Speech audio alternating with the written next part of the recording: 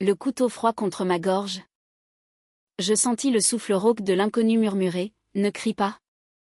Ou je te laisse aux coyotes. » Dans l'obscurité étouffante du van qui brinque-ballait sur les pistes poussiéreuses du Nouveau-Mexique. Mes poignets liés par une corde rugueuse me rappelaient que la liberté n'était qu'un mirage. Comme ces horizons infinis que j'avais tant aimés en arrivant ici. Et puis. Ce cri le mien. Primal. Déchirant le silence de la nuit attira un autre démon, un homme surgi des ombres. Qui abattit mon ravisseur d'un coup sec. Avant de se pencher sur moi. Ses yeux sombres brillants d'une lueur que je pris pour la salvation. Je m'appelle Chloé.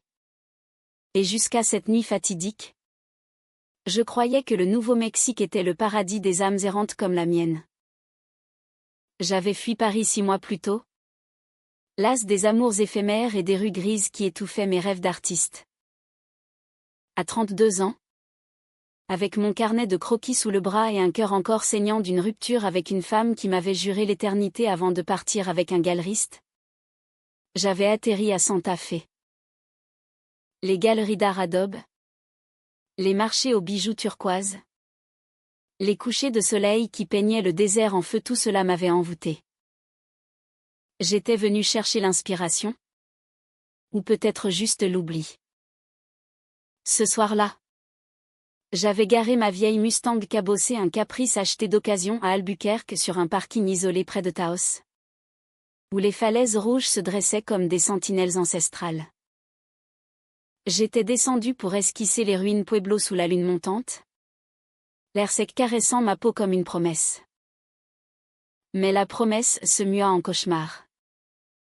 Des mains gantées m'avaient plaqué au sol.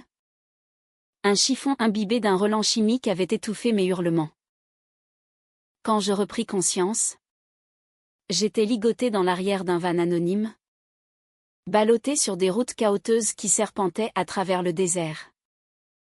L'homme qui m'avait enlevé, je l'appelais dans ma tête le fantôme. Car son visage restait masqué d'une cagoule noire, ne parlait pas. Il conduisait en silence. Ses épaules massives tendues sous une chemise kaki usée. Était-ce pour une rançon? Paris n'avait pas de famille riche à extorquer, j'étais une orpheline de l'art. Survivant de portraits commandés aux touristes. Ou pire. Un de ces psychopathes que les routes américaines vomissaient parfois.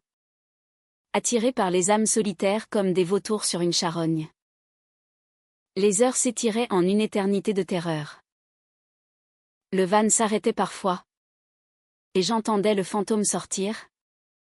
Claquer une portière. Pisser dans le sable. Une fois. Il revint avec une bouteille d'eau tiède et me força à boire. Ses doigts calleux effleurant mes lèvres. Bois. Salope française. Grognatait-il dans un anglais approximatif teinté d'un accent du sud-ouest. Sa voix était rauque. Imprégné de tabac et de rage contenue. Je crachai la moitié. Et il rit un rire bas. Qui me glaça plus que les liens qui mordaient ma peau. Puis vint le moment où tout bascula. Nous roulions sur une piste oubliée. Loin des highways illuminés. Quand un autre véhicule surgit des ténèbres, une camionnette pick-up. Phares aveuglants comme les yeux d'un diable. Le fantôme jura. Accéléra. Mais l'autre le rattrapa en un clin d'œil. Un choc latéral nous envoya valser dans un tourbillon de poussière et de métal tordu. Je fus projeté contre la paroi. Ma tête heurtant le sol avec un craquement sourd. Le monde devint un kaléidoscope de douleurs et d'étoiles. Quand j'ouvris les yeux, le fantôme gisait inerte. Une balle logée dans la tempe, pas de sang visible. Juste une ombre sombre qui s'élargissait sur le sol. Et là, penché sur moi, un autre homme, grand, la quarantaine, cheveux poivre et sel coupés courts, barbe naissante ombrant un visage buriné par le soleil du désert. Ses yeux, d'un brun profond comme le café que je buvais à Montmartre, me fixaient avec une intensité qui me coupa le souffle. Il portait une chemise à carreaux délavés, un jean effiloché et des bottes poussiéreuses. Tout va bien, mademoiselle, murmura-t-il d'un ton rassurant, en français teinté d'un accent américain. Je suis là pour vous aider. Il trancha mes liens d'un couteau bien aiguisé, ses mains tremblant légèrement de l'adrénaline. Pensai-je. Je me redressai, les jambes flageolantes, et il m'enveloppa dans une couverture qu'il tira de son pick-up. Comment? Qui êtes-vous? Balbutiai-je, la voix brisée. Il sourit. Un sourire fatigué qui creusait des rides au coin de ses yeux. Appelez-moi Ravière. J'ai vu ce salaud vous enlever à Taos. Je vous suivais depuis des heures. Nous montâmes dans son véhicule, laissant le van fumant et le corps du fantôme au coyote. Ravière conduisit en silence vers un motel isolé au bord de la route 64. Un de ces refuges pour routards où les néons clignotent comme des promesses mensongères. Il m'offrit une chambre, paya d'avance, et insista pour que je me repose. Demain, on appelle la police, dit-il en me tendant un café noir. Ses manières étaient douces, presque paternelles, et dans ma gratitude, je le vis comme un ange gardien surgi du néant. Mais cette nuit-là, alors que je m'allongeais sur le lit dur, encore imprégné de l'odeur de la peur, Ravière frappa à ma porte. Il entra sans attendre, son ombre s'allongeant sur le mur comme une menace voilée. Il s'assit au bord du lit, trop près, et se pencha vers moi. Son souffle chaud effleura mon oreille. Chloé, chuchota-t-il. Sa voix un velours empoisonné. L'homme que je croyais mon sauveur chuchote une vérité, je suis celui qui t'a vendu au fantôme. Pour de l'argent. Mais maintenant, je ne peux plus. Le monde s'effondra. Ces mots étaient une lame plus affûtée que celle qui avait tranché mes liens. Ravière n'était pas un héros, il était le traître. Le complice qui avait orchestré ma chute pour un sac de billets sales. Pourquoi me le dire maintenant? Par remords? Ou pour me lier à lui dans ce secret abject? Je reculai, le cœur battant, cherchant une arme, le téléphone sur la table de nuit. La lampe? N'importe quoi. Mais il leva les mains, suppliant. Écoute-moi. J'ai changé d'avis. On fuit ensemble. Loin d'ici. Fuir avec mon bourreau? L'idée me révulsa. Mais la peur me paralysa. Dehors, le vent du désert hurlait comme un cœur de fantôme. Et je sus que le Nouveau-Mexique, avec ses beautés cruelles, ne me laisserait pas partir si facilement. Ravière parla toute la nuit, racontant son passé, un ancien rancher ruiné par la sécheresse, endetté jusqu'au cou, tenté par des trafiquants qui cherchaient des proies faciles, comme moi des étrangères solitaires. Il avait vu en moi une opportunité. Mais en me sauvant, quelque chose s'était brisé en lui. Tu me rappelles ma fille, murmura-t-il, les yeux humides. Celle que j'ai perdue dans un accident? Il y a 10 ans. Ses larmes étaient-elles sincères? Je ne le saurais jamais. Au lever du soleil, nous partîmes. Son pick-up chargé de provisions volées. Il promit de m'emmener à Albuquerque, où je pourrais prendre un bus pour l'aéroport. Mais en chemin, sur une route bordée de mésas érodés, nous tombâmes en panne. Le moteur toussa et s'éteignit, nous laissant échouer sous un soleil impitoyable. C'est là que nous la vîmes, une silhouette à cheval, galopant vers nous comme une apparition du Far West revisité. Elle s'appelait Léa. 35 ans. Une artiste locale qui vivait dans une cabane isolée près de Ghost Ranch. L'endroit où Georgia O'Keeffe avait peint ses chefs-d'œuvre osseux. Cheveux noirs coupés courts. Peau hâlée par des années de randonnée. Yeux verts perçants comme des éclats d'émeraude, elle était la beauté sauvage du désert incarnée. Vêtue d'un jean slim et d'une chemise en lin blanc ouverte sur un collier de turquoise, elle descendit de son cheval bai avec une grâce féline. Besoin d'aide, lança-t-elle en anglais fluide. Son accent mêlant le français du Sud et l'espagnol du Nouveau-Mexique. Javier mentit. Bien sûr, une simple panne. Rien de grave. Mais Léa, avec son intuition aiguisée, nous scruta. Ses yeux s'attardèrent sur moi. Captant les ecchymoses à mes poignets. La peur qui voilait mon regard. Montez, dit-elle simplement, attachant son cheval à l'arrière de son Jeep verte. Nous la suivîmes jusqu'à sa cabane. Un havre de terre rouge niché au pied des falaises, entouré de potagers irrigués et de sculptures en os blanchis. Là, autour d'un feu de camp, Léa nous servit du thé à la menthe cueilli dans son jardin. Javier, mal à l'aise, raconta une version édulcorée de notre aventure. Mais moi, Chloé, je sentis un courant passer entre nous, Léa et moi. Ses gestes étaient fluides. Ses rires comme un baume sur mes plaies. Elle était lesbienne? Avoua-t-elle plus tard? Sans détour, une femme qui avait fui les conventions de sa famille française installée en Amérique pour embrasser la liberté du désert. Ici, on vit comme on veut, dit-elle en me tendant un croquis d'elle-même, nue contre un cactus, esquissé d'une main assurée. Cette nuit-là, tandis que Javier ronflait dehors sous les étoiles, Léa et moi parlâmes jusqu'à l'aube. Elle me raconta ses amours passés, une peintre de Santa Fe qu'il avait quittée pour un homme. Une musicienne itinérante emportée par le cancer. L'amour. C'est comme ce désert. Chloé, beau.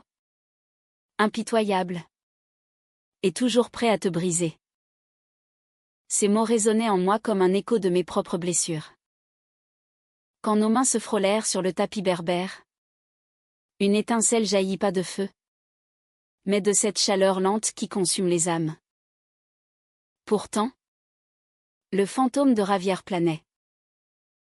Le lendemain, il insista pour réparer le pick-up seul, nous laissant, Léa et moi, explorer les sentiers. Nous marchâmes main dans la main, riant des lézards qui filaient comme des ombres. Pour la première fois depuis mon enlèvement, je me sentis vivante. Léa m'embrassa sous un pimpon de rosa, ses lèvres douces et salées par le vent. Reste, murmura-t-elle. Oublie Paris. Construis ici. Mais le soir venu, Javier revint, les traits tirés. On doit partir. Chloé. Les flics cherchent le fantôme. Si on reste, ils nous trouveront. Sa voix tremblait. Et dans ses yeux, je lus la vérité qu'il avait chuchotée, le remords. Oui. Mais aussi la peur d'être démasquée. Léa, sentant le malaise, proposa de nous héberger plus longtemps. Une tension naquit. Invisible mais palpable. Comme l'orage qui gronde au loin sur les rocheuses. Les jours suivants s'écoulèrent dans une bulle fragile. Un interlude de paix précaire au cœur du chaos. La cabane de Léa devint mon refuge, murs ocre tapissés de toiles abstraites où le rouge du désert se mêlait au bleu du ciel infini. Un atelier encombré de pinceaux et de pigments naturels broyés à la main. Elle m'enseigna à peindre avec les sables colorés des canyons.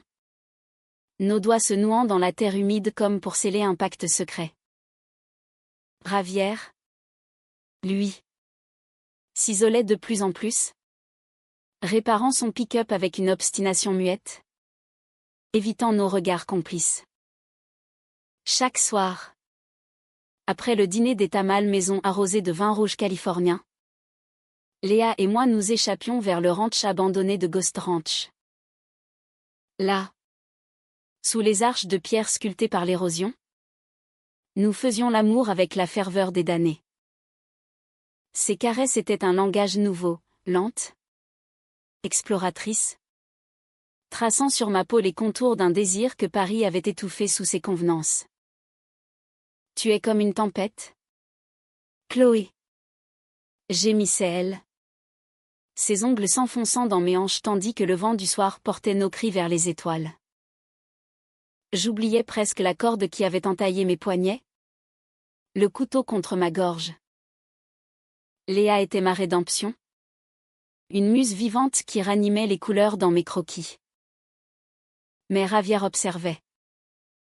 Depuis la véranda, ses yeux sombres nous suivaient comme un faucon guettant sa proie. Il ne disait rien, mais son silence pesait plus lourd que des mots.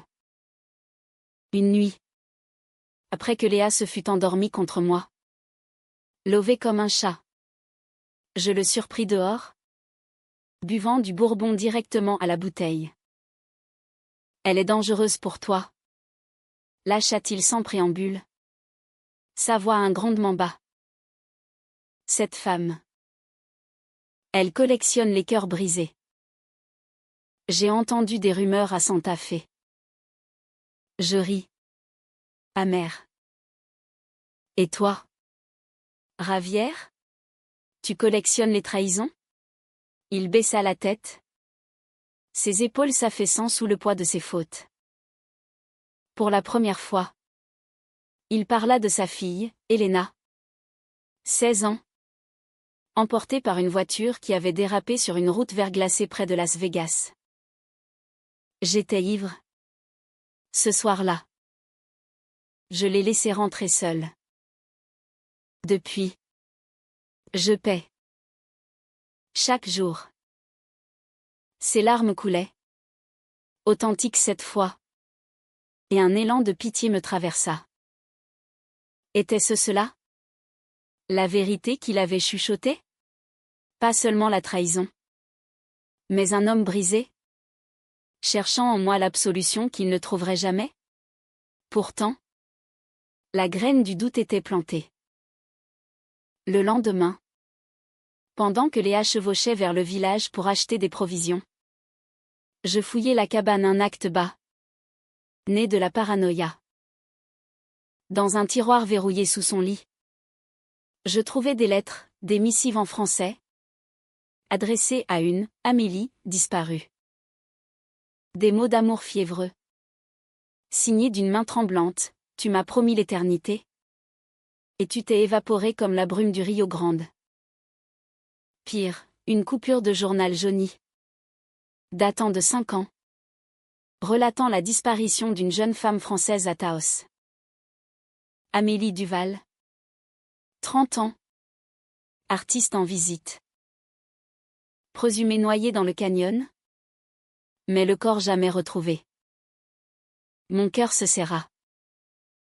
Était-ce une coïncidence? Léa.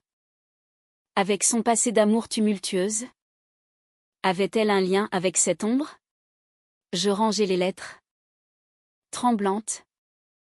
Et quand elle revint, les bras chargés de fruits frais et de pain-corne tortilla, je l'embrassai avec une urgence nouvelle. Comme pour exorciser le soupçon. Mais ce soir-là, au feu de camp, Ravière craqua. Chloé mérite mieux que des mensonges? Lança-t-il à Léa. Son ton accusateur. Dis-lui la vérité sur Amélie. Le silence tomba comme une pierre dans un puits. Léa pâlit. Ses yeux verts s'assombrissant en tempête. Qu'est-ce que tu sais de ça? Vieux? Rétorqua-t-elle. La voix tranchante.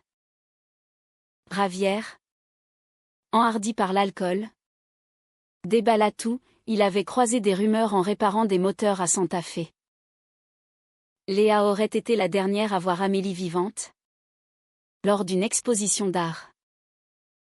Une dispute. Une nuit orageuse. Et puis... rien. Les gens parlent. Conclut-il. Et si c'était pas un accident? Léa se leva d'un bond, renversant sa tasse de thé. Espèce de serpent. Tu oses me juger? Toi qui as vendu cette femme à un tueur? Elle se tourna vers moi. Suppliante. Chloé. Écoute-moi. Amélie était ma compagne. On s'est disputé violemment. Elle voulait rentrer à Paris. Je l'ai suppliée de rester. Le lendemain, elle a disparu. La police a conclu à un suicide ou une fugue. Je l'ai cherchée des mois. Jusqu'à l'épuisement. Ses larmes coulaient, chaudes sur mes joues quand elle s'agenouilla près de moi. Je t'aime. Chloé. Pas comme un fantôme du passé. Toi. Ici. Maintenant. Je la crus ou voulus la croire. Nous nous réconciliâmes dans la poussière de la cour. Nos corps entrelacés sous la lune gibbeuse. Tandis que Ravière s'éloignait dans l'ombre, claquant la porte de sa chambre d'hôte improvisée. Mais le doute s'insinuait. Venimeux. Comme le scorpion qui ronge la chair. Les jours suivants, notre idylle se fissura. Léa devint distante, hantée par les accusations, passant des heures seule à peindre des toiles sombres, où des silhouettes féminines s'effaçaient dans des tourbillons de sable rouge. Je l'observais, partagé entre l'amour et la terreur, et si Ravière avait raison? Et si Léa, dans un accès de jalousie possessive, avait... Non. Je refusais d'y penser. Puis vint l'orage littéral et métaphorique. Des nuages noirs s'amoncelèrent au-dessus des mésas, déversant une pluie torrentielle qui transforma les pistes en rivières de boue. Nous fûmes coupés du monde, pas de réseau, pas de route praticable. Coincés ensemble, nous nous disputâmes pour la première fois. Pourquoi tu fouilles mes affaires, hurla Léa, découvrant les lettres déplacées. Tu ne me fais pas confiance? Après tout ce qu'on a partagé? Je craquai, avouant mes peurs. Les murmures de Ravière. Elle pleura, furieuse, et partit chevaucher sous la averse, son cheval hennissant dans la tourmente. Ravière me trouva effondré sur le porche, trempé jusqu'aux os. Viens avec moi, implora Théil. On prend le pick-up. On file à Albuquerque. Laisse-la à ses démons. Pour la première fois, sa proposition me tenta. Il n'était plus le traître, il était l'homme brisé qui, comme moi, cherchait une issue. Mais au moment où je posais le pied dans la boue, un cri déchira la nuit, Léa. Revenue, glissant sur la pente escarpée près du canyon. Son cheval s'était cabré, la projetant dans le vide. Nous courûmes, Ravière et moi, le cœur au bord des lèvres. Elle gisait en contrebas, une jambe tordue sous elle, le visage pâle mais conscient. Aidez-moi. Gémit elle.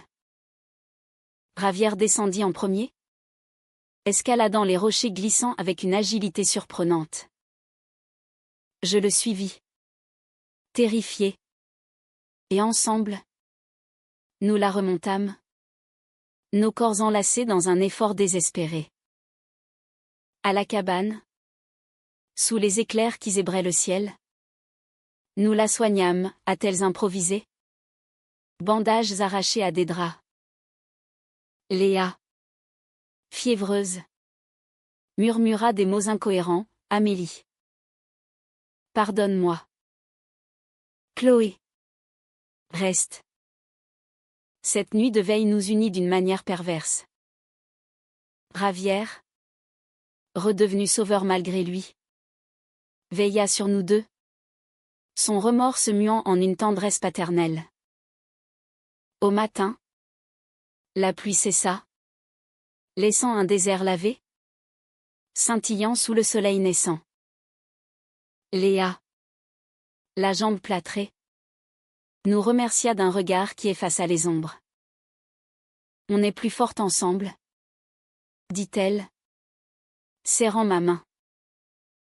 Mais dans les yeux de Ravière, je lus une lueur nouvelle, la jalousie. Peut-être. Ou le début d'une trahison plus profonde. Bientôt, les routes s'asséchèrent. Et la réalité nous rattrapa. Des sirènes lointaines signalèrent l'approche des autorités. Le corps du fantôme avait été trouvé. Et les recherches s'intensifiaient. Ravière paniqua. Il faut partir. Maintenant. Il proposa un plan fou, traverser la frontière vers le Mexique, où il avait des contacts. Et de là, un vol pour la France. Pour moi seul, précisa-t-il. Sa voix brisée. Léa. Elle te retient ici. Dans le danger. Le conflit culmina ce soir-là. Autour du feu mourant. Léa. Infirme mais farouche. Accusa Ravière de vouloir me manipuler. Tu l'as déjà trahi une fois. Qu'est-ce qui t'empêche de recommencer? Il riposta, révélant ce qu'il avait eu, pendant ma fouille. Il avait vu les lettres. Et pire. Un billet d'avion au nom d'Amélie. Non utilisé. Caché dans le tiroir. Elle préparait sa fuite. Et toi? Tu l'as retenue. Par amour? Ou par peur de la perdre? Léa hurla. Niant. Mais le doute s'épaissit comme la fumée. Je me tins entre eux. Déchiré.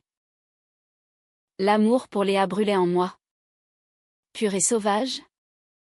Mais la peur de Ravière, ancrée dans la trahison initiale, me rongeait. Choisis. Chloé. Murmura Léa. Les larmes aux yeux. Moi. Ou cet homme qui t'a vendu.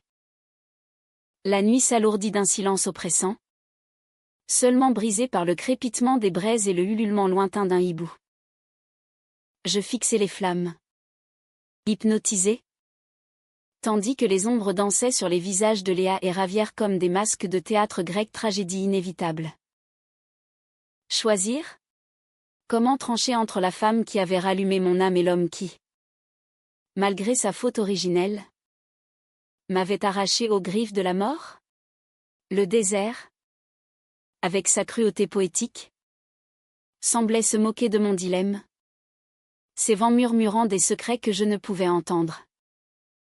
Au bout d'une éternité, je me levai, les jambes lourdes comme du plomb. Je ne pars avec personne, déclarai-je, la voix ferme malgré le tremblement intérieur. Pas ce soir. Demain, on appelle la police. On raconte tout.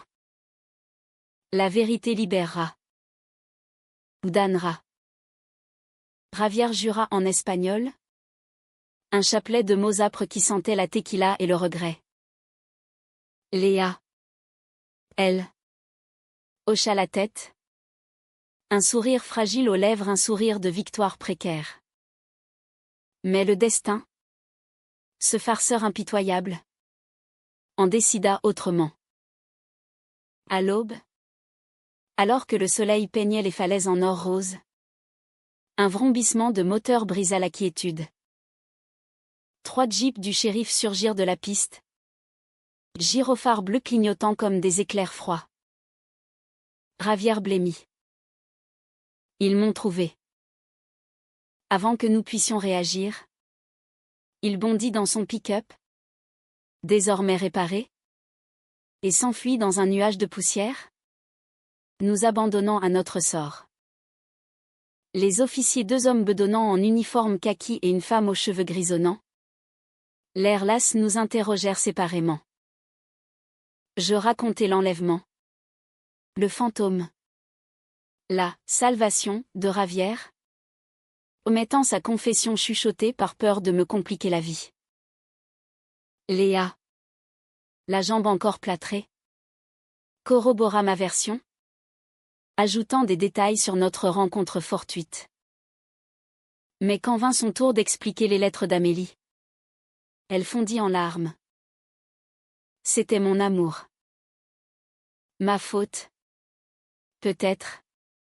De ne pas l'avoir laissé partir. Mais je ne l'ai pas tué. Jamais. La shérif.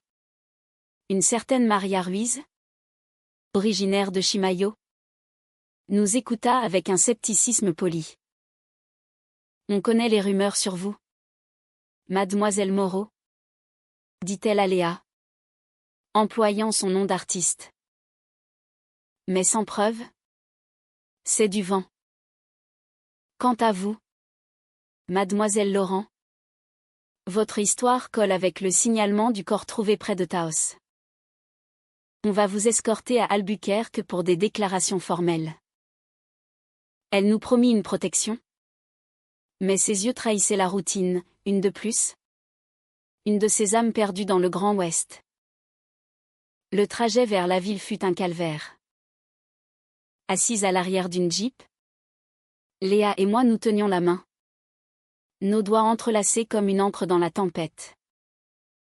À travers la vitre, le désert défilait en un ballet de couleurs, ocre, roux, violet.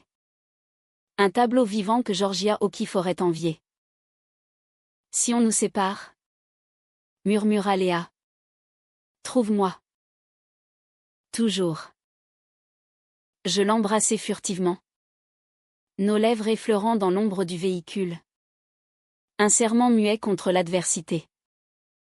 À Albuquerque, l'hôtel où l'on nous installa un Holiday Inn anonyme près de l'aéroport devint notre prison dorée.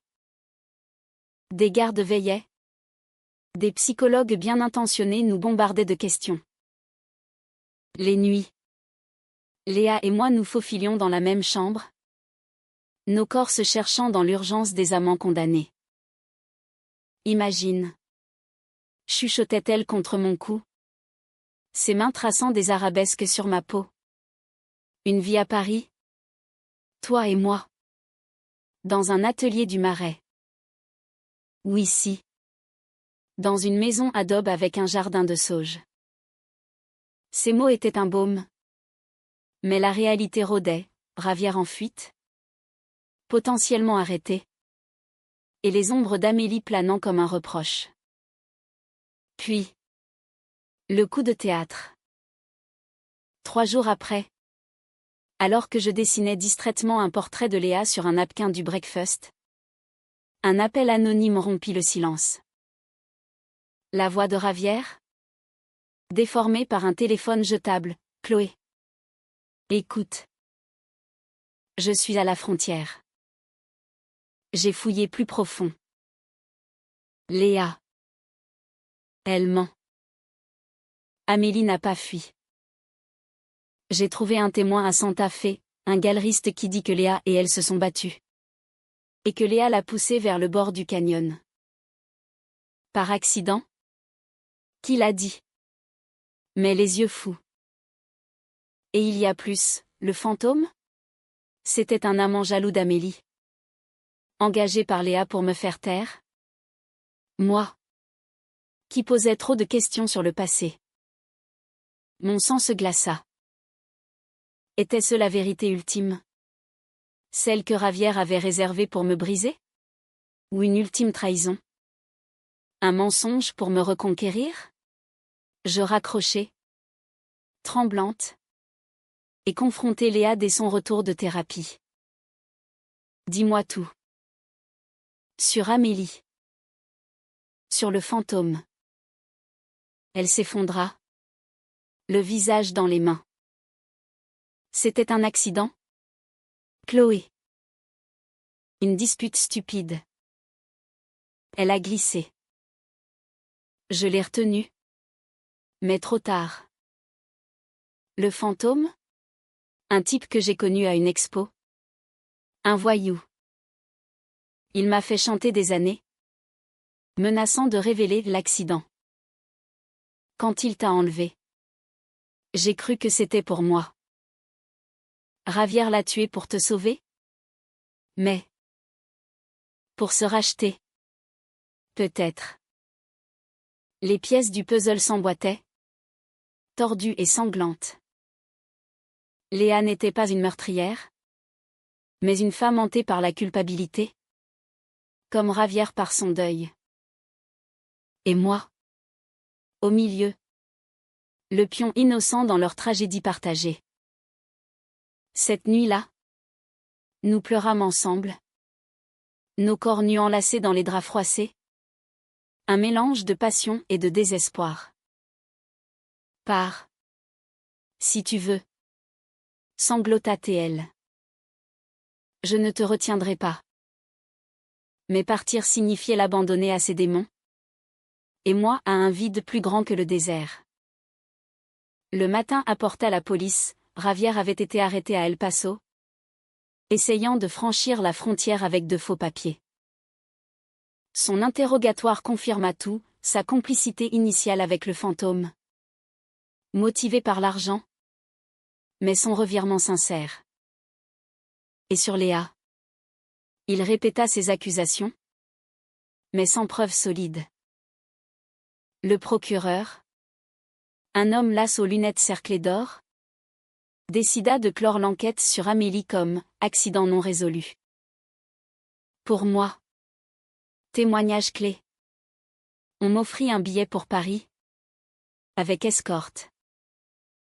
Le jour du départ, l'aéroport d'Albuquerque bruissait de voyageurs affairés. Léa, en fauteuil roulant pour sa jambe encore fragile, m'accompagna jusqu'à la sécurité. Nos adieux furent un déchirement, un baiser salé de larmes, prolongé jusqu'à ce que les agents nous séparent. Écris-moi, implora-t-elle, glissant un croquis dans ma main nous deux, enlacés sous les étoiles du Nouveau-Mexique. Et souviens-toi, l'amour n'est pas une chaîne. C'est un vol. Dans l'avion, alors que les lumières de la ville rapetissaient en un tapis scintillant, je serrai le dessin contre mon cœur. Ravière, en prison, paierait pour ses fautes, mais peut-être trouverait-il la paix dans la confession. Léa, libre mais marquée, repeindrait son désert avec des couleurs nouvelles. Et moi, revenant à Paris, je sus que le Nouveau-Mexique m'avait changée, plus forte, plus vulnérable, prête à aimer sans chaîne. Paris m'accueillit avec sa brune familière, un voile gris qui contrastait avec les soleils ardents du désert. Mon appartement du quartier latin, avec ses poutres apparentes et ses toiles inachevées, me sembla soudain étouffant, comme une cage dorée après l'immensité sauvage. Les amis, ces ombres bienveillantes que j'avais fui organisèrent un dîner de retrouvailles, vin rouge de Bordeaux, fromages affinés, et des questions polies sur mon voyage enrichissant. Je souris, esquivé, mais intérieurement, le vide béait. Sans Léa, Paris n'était qu'un écho creux. Les semaines s'écoulèrent en un rituel mécanique, galerie, café, croquis jetés à la poubelle. Chaque nuit, je revivais le Nouveau-Mexique, le sable rouge sous mes pieds, le goût salé de la peau de Léa, le chuchotement traître de Ravière. Je lui écrivis à elle. Pas à lui. Des lettres manuscrites, postées à Ghost Ranch, pleine de mots tendres et de doutes persistants. Le canyon t'a-t-il pardonné, demandai-je. Et moi? Te pardonnerai-je un jour? Ces réponses arrivaient. Sporadiques, des enveloppes Kraft tachées de terre, remplies de nouvelles toiles numérisées des paysages où des silhouettes féminines émergeaient des dunes. Fortes et éthérées.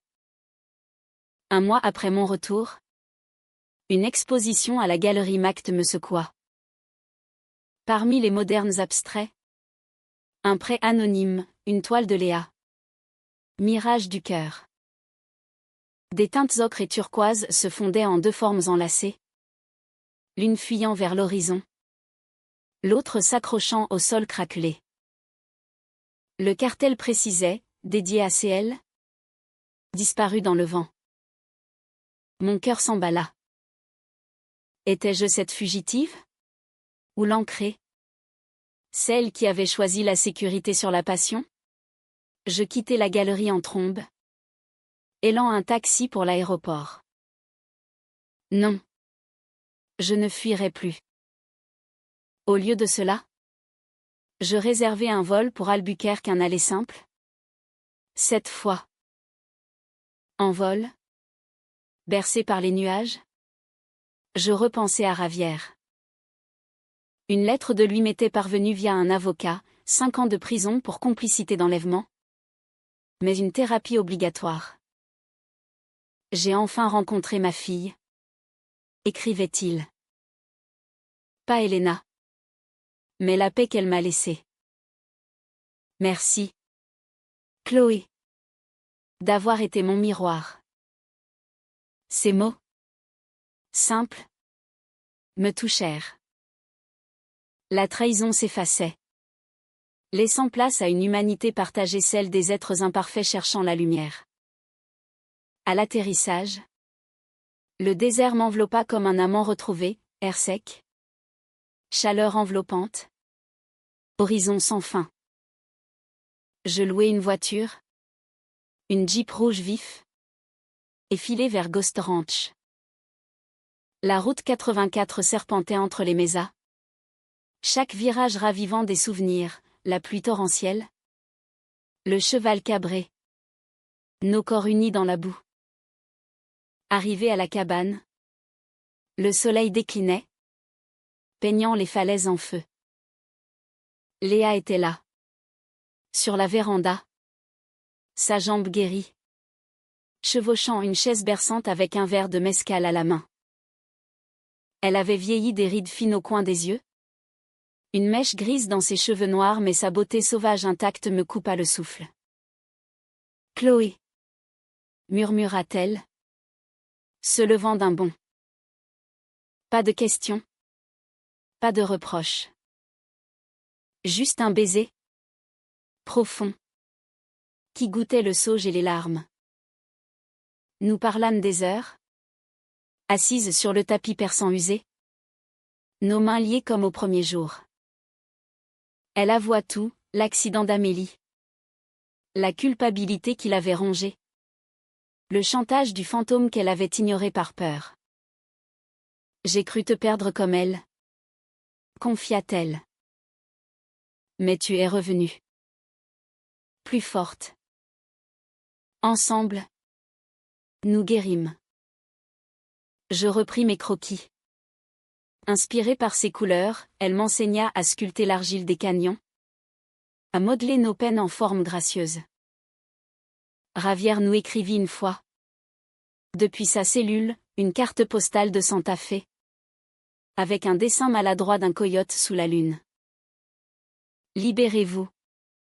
Y lisait-on. Nous le fîmes. En visitant son ranch abandonné, en dispersant des pétales de sauge pour Elena et Amélie. Ces fantômes bienveillants. Des mois passèrent, et notre amour s'enracina comme un yucca dans le sable, résistant aux tempêtes, fleuri dans l'aridité. Nous exposâmes ensemble à Santa Fe, désert intime. Un succès qui attira les critiques parisiens. Goguenard de Mes émus. Un roman français dans l'âme de l'Ouest, titra Le Monde. Paris? Je n'y retournais que pour vendre l'appartement, emportant avec moi un carton de toile et le souvenir d'une vie antérieure. Un soir d'automne? Sous un ciel étoilé qui semblait plus proche qu'en Europe, Léa et moi nous assîmes au bord du canyon, celui du drame passé. Pas de peur. Plus de chaîne. L'homme qui m'a sauvé, dis-je en riant doucement, a chuchoté la vérité, la salvation vient de l'intérieur. Elle m'embrassa. Ses lèvres un serment éternel. Le désert, témoin muet, approuva d'un vent léger qui porta nos rires vers l'infini. Et ainsi, dans cette terre de contrastes cruelle et généreuse, nous trouvâmes notre humanité, imparfaite, passionnée, libre. Pas une fin heureuse hollywoodienne, mais une quiétude méritée, tissée de cicatrices et de couleurs vives. Le Nouveau-Mexique n'était plus un mirage, il était notre vérité.